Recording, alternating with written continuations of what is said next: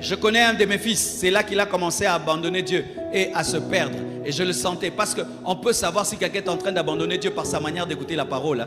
Quand est-ce qu'on sait qu'un enfant est malade? C'est lorsqu'il mange plus sans appétit.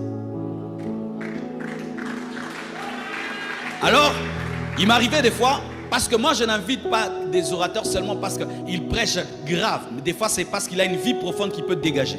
Alors une fois j'invite quelqu'un et il ne prêchait pas très bien. J'ai vu mon fils là commencer à se moquer du prédicateur. Il se moquait du prédicateur, il était comme heureux qu'il prêche mal. Aujourd'hui, il est rentré dans le monde. Un enfant qui a l'appétit, même le riz sans pondu, il le mange bien. Tu sais que même un enfant de l'écodime peut te prêcher et t'édifier. La naisse de Balaam a prophétisé, il était édifié.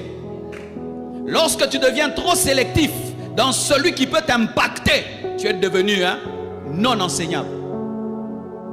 Quiconque peut lire la Bible et dire la Bible t'édifie. Parce que même quand nous lisons simplement la Bible, elle nous édifie. Alléluia. Mais quand tu commences à être compliqué, c'est ton cœur qui a changé face à la parole de Dieu. Frères et sœurs, lorsque on aime la Bible, on peut même recevoir de quelqu'un qui n'est pas très apte dans la communication. N'est-ce pas que des fois tu peux aller quelque part, tu achètes une nourriture et n'est pas très bien. Quand tu rentres à la maison, tu la ranges et puis tu la manges. Des fois quelqu'un peut prêcher un enseignement.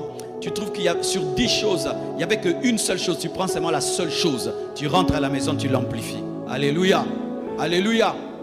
Soyez enseignables, soyez humbles. N'aimez pas qu'une partie de la parole.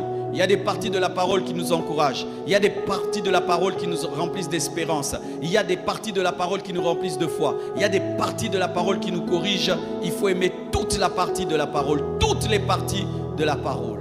Alléluia.